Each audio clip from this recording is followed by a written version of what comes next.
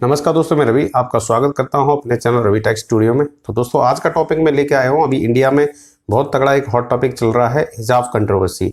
आखिर ये हिजाब कंट्रोवर्सी एकदम से खुल के कैसे आया, और एजुकेशन इंस्टीट्यूशन में पार्टिकुलरली ऐसा केस मैं पहली बार सुन रहा हूं कि अभी तक की हिस्ट्री में कोई ऐसा केस बना हो जहां पर हिजाब को लेकर इतना बड़ा कंट्रोवर्शियल स्टेटमेंट आया हो, या फिर हिजाब को लेकर इतने बड़े प्रोटेस्ट होने स्टार्ट हुए हों।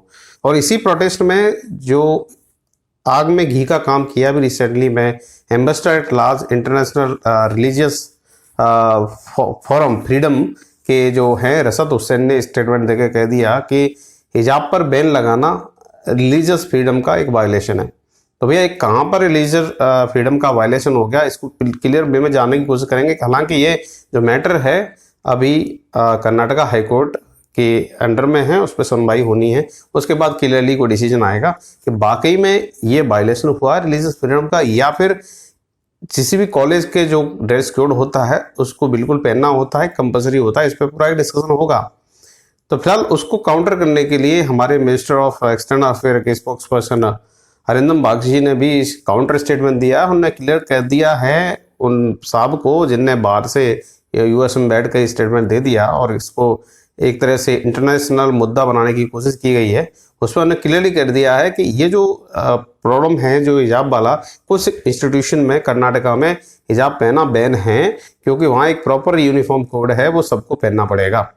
तो अब बात होती है कि इसको वही लोग समझ सकते हैं जो वाकई में इंडियन कल्चर को जानते हो। तो हमारे यहाँ पे हमारे कल्चर में एक प्रोविजन है, क्योंकि हमारा इंडिया चलता है एक डेमोक्रेटिक व्यवस्था से। तो यहाँ एक प्रॉपर वे में अपनी बात भी रख सकते हैं और बात पे डिस्कशन भी हो सकता है और उसका सोल्यूशन भी निकाला जा सकता है।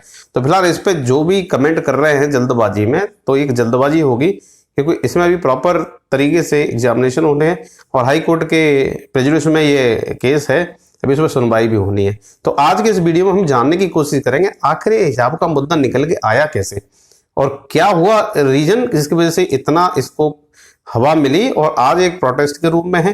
क्या ये एक पॉलिटिकल एजेंडा चल रहा है, या फिर जानी और पहचानी साजिश है जिसको लोग एक तरह से कोई साजिश का हिस्सा है। तो आज के वीडियो में थोड़ा सा लंबा हो सकता है दोस्तों, एक प्रॉपर वे में देखेंगे कि कैसे कैसे इरप्ट हुआ, क्या रीजन रहे, और आगे मतलब इसमें क्या प्रिकॉशनरी मेजर लिए जा सकते हैं, और बाकी में ये एक ऐसा मुद्दा है जो इंटरनेशनल फोरम में भी ले जाके रखा जा सके।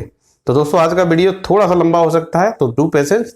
और जिन जिन साथियों ने मेरे चैनल को अभी तक सब्सक्राइब ना किया हो तो do subscribe to my channel and don't forget to press the bell icon. तो दोस्तों, ये जो मुद्दा उठा ये कर्नाटका में उठा। कर्नाटका के कोस्टल एरिया में एक स्कूल है जिसको कहते हैं जूनियर प्री यूनिवर्सिटी स्कूल। तो उन्होंने क्या किया कि दिसंबर में एक सर्कुलर जारी किया, और सर्कुलर के अकॉर्डिंग उन्होंने कहा कि स्कूल की यूनिफॉर्म में हिजाब is not a mandatory to wear. तो उन्होंने उसमें एक बैन लगा दिया। तो ये मुद्दा हालांकि दिसंबर के सर्कुलर में आया, उसके बाद चीजें थोड़ी थोड़ी चलती रही। तो अब क्वेश्चन सबसे बड़ा होता है कि मुद्दा जब सर्कुलर दिसंबर में आया था, दिसंबर के सर्कुलर का इफेक्ट क्या फरवरी में आके दिखेगा? इतना लंबा टाइम लगा इसको बात को मतलब पब्लिक डोमेन में लाने के लिए, या पब्लिक वे में उसको एक्सप्रेस करने के लिए, और इसके ऊपर प्रोटेस्ट करने के लिए। तो ये सबसे बड़ा मुद्दा हो गया है। तो क्या हुआ, कभी रिसेंटली में पिछले वीक मंडे को फरीन करके एक मतलब मुस्लिम कम्युनिटी से छात्रा और उसकी कुछ और फ्रेंड्स, टोटल मिला के 27-28 ये लड़कियां जब स्कूल प्रेमिस में घुसने की तैयारी कर रही थी, तो वहाँ की कॉलेज अथॉरिटी ने उनको रोका। और रोकने के बाद जब उनको लगा कि चीज़ें आउट ऑफ हैंड हो जाएंगी, तो उनने लड़कियों को आने तो दिया स्कूल में, बट स्कूल में उनको जो यूजुअल क्लास में जहाँ पर बैठ के पढ़ती थी वहाँ पे बैठने नहीं दिया। उसके बजाय एक सेपरेट क्लास में उनको शिफ्ट कर दिया गया। तो इसका इनने विरोध किया कि भाई ऐसा क्यों हो रहा है हमारे साथ में। अभी तक 3 या 4 सालों से हम स्कार्फ भी पहन के आ रहे थे, हिजाब भी लग रहा था, सब कुछ चल रहा था, अभी तक कोई इसमें कोई प्रॉब्लम नहीं। तो एकदम से अकस्मात इसको लेके प्रॉब्लम क्यों क्रिएट हुई? तो ये कॉमन बात है। अब फरीन इसमें ये भी ब्लेम कर रही है उस स्कूल अथॉरिटी पे कि वहां से एजुकेशन डिपार्टमेंट से कुछ लोग आए और उनने इन लड़कियों को फोर्स किया, अगर आप ये हिजाब छोड़ देंगी तो आपकी एजुकेशन आगे प्रॉपर वे में चल सकती है। हालांकि इसमें क्लियर नहीं है कि ये ब्लेम कहां तक सत्य है, ये भी अभी अंडर इन्वेस्टिगेशन है। उसके बाद क्लियर पता चलेगा कि बाकी में ये चीजें कही गई हैं चलो मान लेते हैं एक बार के लिए कहीं भी गई हो, तो उसके पीछे कोई लॉजिक होना चाहिए। लॉजिक वेरी सिंपल था कि स्कूल ने एक सर्कुलर दिया, सर्कुलर में क्लियरली कह दिया कि इसमें हिजाब हमारे ड्रेस का या यूनिफॉर्म के उसमें कोड में फिट बैठता नहीं है, इसलिए हिजाब पहनना अलाउ नहीं है। तो ये स्कूल का अपना पर्सनल डिसीजन है, उन्होंने सर्कुलर दिया। उन्होंने सर्कुलर दिया था गवर्नमेंट के एक ऑर्डर के, जो 2013 में गवर्नमेंट ने एक ऑर्डर दिया था कि एजुकेशन इंस्टीट्यूशन जितने भी कर्नाटका में चल रहे हैं उनके अपने अपने यूनिफॉर्म कोड हैं, यूनिफॉर्म ड्रेस कोड हैं, उनको ही सारे स्टूडेंट पे यूनिफॉर्मली में लागू होना चाहिए। उसके अकॉर्डिंग हिजाब कहीं पे भी मेंशन नहीं था। तो उनने सही, उनका अपना जो स्टेटमेंट सर्कुलर उन्होंने निकाला, उन्होंने सही निकाला, उन्होंने साइट किया 2013 ऑर्डर बाई कर्नाटका गवर्नमेंट। अब जब ये मुद्दा उठा तो ये मुद्दा इतना ज्यादा हो गया, ऐसे ऐसे विजुअल आए, अगर आपने न्यूज देखा होगा, न्यूज नहीं देखा होगा तो प्रिंट मीडिया में और डिजिटल मीडिया में ऐसे ऐसे मतलब इमेजेस निकल के आ रहे हैं कि मुस्लिम लड़कियां प्रोटेस्ट कर रही हैं। वहीं पर एक वीडियो और वायरल हुआ था जिसमें एक सिंगल मुस्लिम लड़की इसी हिजाब के समर्थन में वहां पे प्रोटेस्ट कर रही थी। वहां पे कुछ हिंदू संगठन के लोगों को भी दिखाया गया कि उन्होंने उसके साथ मारपीट की, और कुछ इसमें कितनी सच्चाई है दैट इज नॉट क्लियर। उस वीडियो एक वायरल हुआ था। इसके अलावा अभी रिसेंटली में क्या हुआ कि जब हिजाब को लेकर प्रोटेस्ट होने स्टार्ट हुए कर्नाटक के अलग अलग स्कूल के अंदर, तो उसी को काउंटर करते हुए ये लेफ्ट राइट विंग वाला भी जो हिस्सा जो कहानी है वो भी स्टार्ट हो गई है। तो वहीं लेफ्ट विंग पूरी तरह से सपोर्ट में है हिजाब के कि हिजाब शुड नॉट बी बैंड। वहीं पर राइट विंग एक्टिविस्ट हैं, उनने भी एक मार्च निकाल डाला। अब सारे वहां पे जितने भी कर्नाटका के जितने भी स्कूल्स थे उनके बच्चे भगवा वो पट्टा डाल के स्कूल में आ रहे हैं, और उनके भी विजुअल्स आए कि उनकी भी एक सेपरेट क्लासरूम में बैठे हुए हैं भगवा पट्टा डाल के, जो कि इस इमेज में दिख रहा होगा।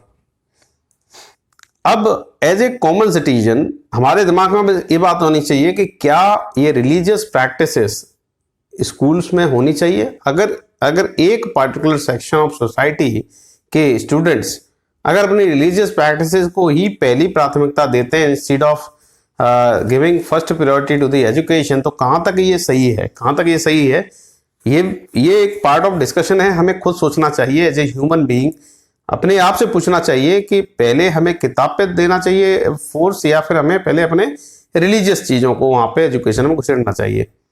हालांकि बीजेपी का जो स्टेटमेंट आया, हालांकि वो गवर्नमेंट बीजेपी की तो बैन जो हुआ है हिजाब पे उसको बिल्कुल सम्मत कर रही है, सपोर्ट कर रही है। कि उनका कहना है कि एजुकेशन व्यवस्था के अंदर ये जो रिलीजन चीजें हैं उनको अलग रखा जाए। अगर आप हिजाब पहनेंगे तो कल को कोई हिंदूवादी आएगा, अपना कहेगा टीका पहन के आएंगे, हम सेफ्रॉन वस्त्र धारण करके आएंगे, तो क्रिश्चियनिटी वाले भी अपनी तरह व्हाइट ड्रेस पहन के आएंगे, तो जो यूनिफॉर्म जो रखी गई है उसका फिर कोई औचित्य नहीं ठहरता स्कूलों के अंदर। तो स्कूलों को तो वाकई में इससे बचा के खेलना चाहिए, एजुकेशन के अंदर ये चीजें नहीं आनी चाहिए, ऐसा मेरा भी मानना है। हालांकि बीजेपी ने भी यही स्टेटमेंट दिया और उसको लेके भी उनके ऊपर मतलब डायरेक्ट ब्लेम आ रहा है। लोग जो अपने मुस्लिम कम्युनिटी के लोग कह रहे हैं नहीं, बीजेपी हमें साइडलाइन करने की कोशिश कर रही है, मिनॉरिटी पे अत्याचार कर रही है। हालांकि इसका जो साइटेशन जो ले रहे हैं जितने भी वहां पर एक्टिविस्ट हैं जो मुस्लिम कम्युनिटी का साथ दे रहे हैं, वो कह रहे हैं नहीं, ये जो बीजेपी की गवर्नमेंट जब से कर्नाटका में बनी है और इनने यहाँ पर काउ स्लॉटरिंग पे भी एक वो अध्यादेश लेके आए, इसके अलावा एंटी कन्वर्जन लॉ पे भी उन्होंने यहाँ पे लागू किया। इसका सीधा सीधा मकसद था कि मिनॉरिटी को टारगेट करना, मिनॉरिटी को परेशान करना। तब से मिनॉरिटी को परेशान कर रहे हैं। उसी का एक हिस्सा ये भी हो सकता है कि हिजाब पे ये बैन लगाकर एक और स्टेप ले रहा हूँ मिनॉरिटी को भाई परेशान करने का। चलो वो अपनी जगह पे सही हो सकते हैं, उनकी अपनी ओपिनियन है वो सारे लॉज को देखकर। अब हम देखते हैं इसके पीछे आखिर ये कहानी बनी तो बनी कैसे। तो जब ये प्रोटेस्ट होने स्टार्ट हुए, अभी भी प्रोटेस्ट चल रहे हैं, मंडे से प्रोटेस्ट चल रहे हैं, 4 दिन तक ये 28 लड़कियां स्कूल के गेट पे खड़ी रही, इनको एंट्री नहीं देनी दी और 4 दिन के बाद इनको एंट्री दी गई। तो एंट्री जब दी गई तो इनको सेपरेट स्कूल में रखा गया। इनको फिर रियलाइज हुआ कि हाँ देयर इज सम प्रॉब्लम। तो अब ये पूरी कर्नाटका के वो एक स्कूल की कहानी थी, एक स्कूल से निकलकर अलग अलग स्कूल्स में प्रदर्शन चल रहे हैं। इसको देखते हुए चीफ मिनिस्टर ऑफ कर्नाटका ने तुरंत एक डिसीजन लिया, 3 दिन की छुट्टी कर दी। 3 दिन की छुट्टी कर दी सारे स्कूल्स और कॉलेजेस की और वहाँ के पीपल की, कि इससे थोड़ा सा शांति स्थापित हो जाएगी। और साथ साथ दूसरे दिन ने एक ऑर्डर भी पास कर दिया, जितने भी एजुकेशन इंस्टीट्यूशन में है वहाँ पे सारे बच्चे जो भी पढ़ने जाएंगे वहाँ का जो मैनेजमेंट ने डिसाइड किया है ड्रेस कोड उसी में होंगे। वहीं जब ये केस हाई कोर्ट में गया, कर्नाटका हाई कोर्ट के जज की एक बेंच ने अभी एक इंटरिम ऑर्डर दिया है, उन्होंने डायरेक्टेड किया है सारे स्कूल के बच्चों को वहां के स्कूल की जो भी ड्रेस कोड है उसी में जाने के लिए, जब तक कि इस पे सुनवाई प्रॉपर होनी जाती, जब तक ये पूरी सुनवाई नहीं कर लेते कि हिजाब को बैन किया जाता है कि नहीं। तो ये जो इंटरिम ऑर्डर दिया था वहां के चीफ जस्टिस ऋतुराज अवस्थी और जस्टिस कृष्णा एस दास और जेएम काजी, ये तीन की बेंच ने अभी एक इंटरिम ऑर्डर दिया है। उसके अकॉर्डिंग है कि अब भी बच्चे जो स्कूल जाएंगे वो तब तक वहां का जो मैनेजमेंट ने सेट जो ड्रेस कोड दिया है उसी को पहनेंगे, जब तक ये साबित ना हो जाए और ये प्रूव ना हो जाए कि ये बैन होने वाला है कि नहीं हिजाब। अभी तो बैन के हिजाब के पक्ष में जो वकील थे उनका भी तर्क सही था। उन्होंने कहा कि ये हिजाब पहनना है वो article 19(1) clause A of Indian constitution में मतलब इसको सुरक्षित रखा गया है और बिल्कुल ये इसी के अंडर आता है, freedom of speech and expression, तो उसमें हिजाब पहनना भी उसी का एक हिस्सा माना जाता है, मान लिया। बट वहीं पर सरकारी वकील जो कि इस स्टेटमेंट में आए कि उनने कहा कि ये हिजाब पहनना कहीं भी नेसेसरी, कहते हैं मैंडेटरी रिलीजियस एक्टिविटी नहीं है followed by the Islamic movement.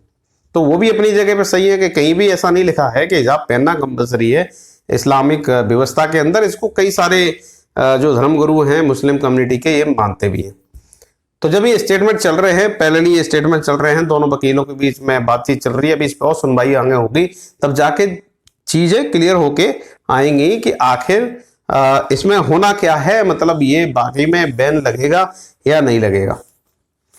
But चीजें बड़ी इंटरेस्टिंग हो गई कि एक बात सोचने की बात है कि अभी तक कई सारे स्कूल्स के अंदर मैं तो देखता हूं, कई सारी यूनिवर्सिटी के अंदर हिजाब पहनने पर कोई पाबंदी नहीं थी, कोई देखता ही नहीं था, जबकि ऐसा नहीं होना चाहिए। एजुकेशन इंस्टीट्यूशन के अंदर में कभी भी रिलीजियस प्रैक्टिसेस नहीं करनी चाहिए किसी को भी, क्योंकि देखो अगर आप ये करोगे तो कोई और करेगा, तो वहां पे हमारा देश तो वही डाइवर्स कल्चर लेके चलते हैं। डाइवर्स कल्चर मतलब कई सारे धर्म हैं, तो सब अपने धर्म की प्रैक्टिस करने लगेंगे स्कूल में, तो स्कूल का जो यूनिफॉर्म है, जो उन्होंने ड्रेस कोड रखा है, उसका कोई मतलब नहीं रहेगा, कोई मतलब नहीं रहेगा।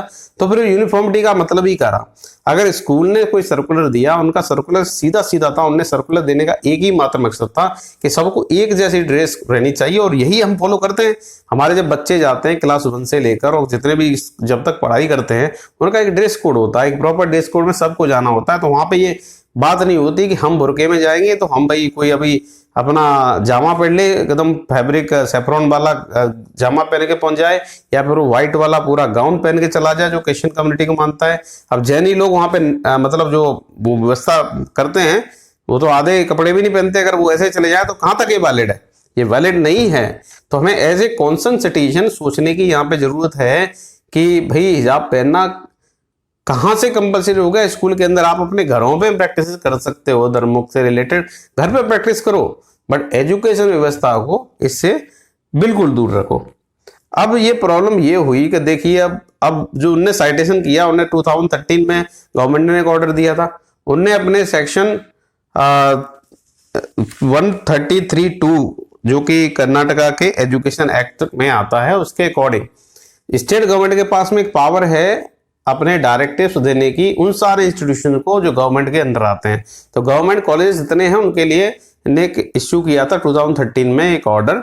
उसके अकॉर्डिंग था कि जितने भी कॉलेजेस हैं जो गवर्नमेंट एक्ट के अंदर आते हैं या गवर्नमेंट इंस्टीट्यूशंस हैं, उसमें एक पार्टिकुलर ड्रेस कोड है, तो सब बच्चों को वही ड्रेस कोड पहनना पड़ेगा, चाहे वो किसी भी कास्ट, धर्म और क्रीड से हो, उनको सेम ड्रेस कोड में आना पड़ेगा।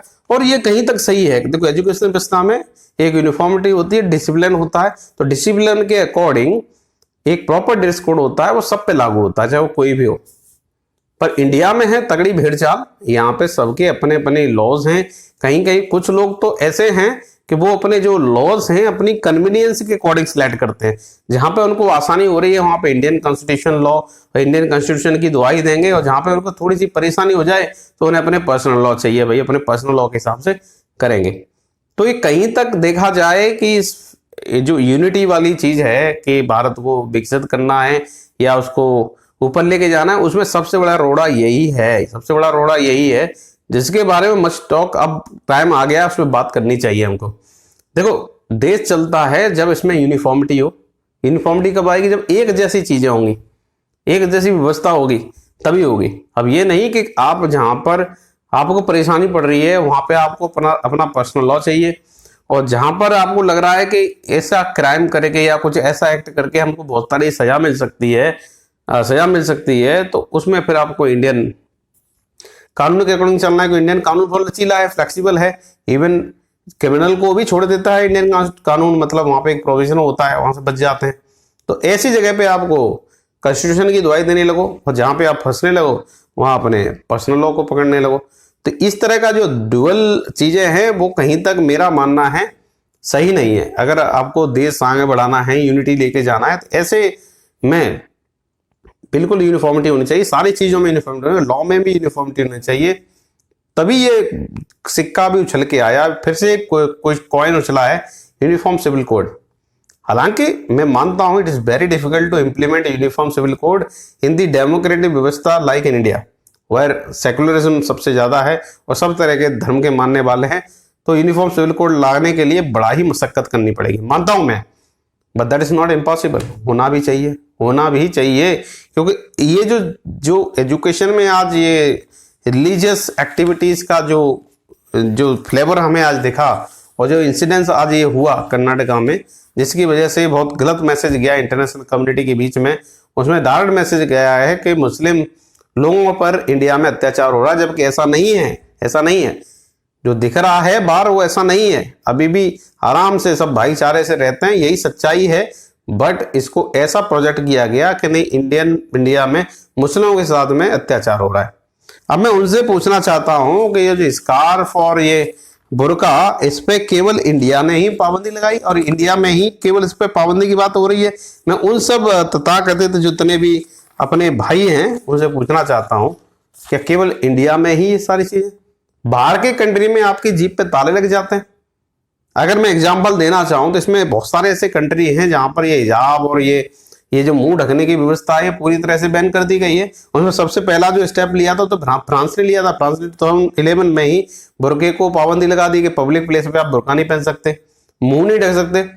अगर ऐसा किया तो उन्होंने फाइन भी बहुत अच्छा रखा है, 150 यूरो का आपको फाइन देना पड़ेगा अगर कर रहे हो। और कोई आदमी अपनी महिला मित्रों या उनकी अपनी बीवी उसको अगर फोर्स करता है बुर्का पहनने के लिए, तो उसके लिए 30,000 यूरो का फाइन रखा हुआ है फ्रांस गवर्नमेंट ने।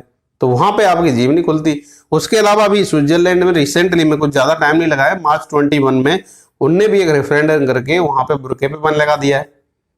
इसके साथ साथ अगर थोड़ा और नीचे आए तो आपका पड़ोसी चाइना क्लियरली कह चुका है 2017 में उन्होंने बुर्का बंद किया, मुंह ढकने की व्यवस्था बंद की और लंबी दाढ़ी रखने की व्यवस्था खत्म कर दी।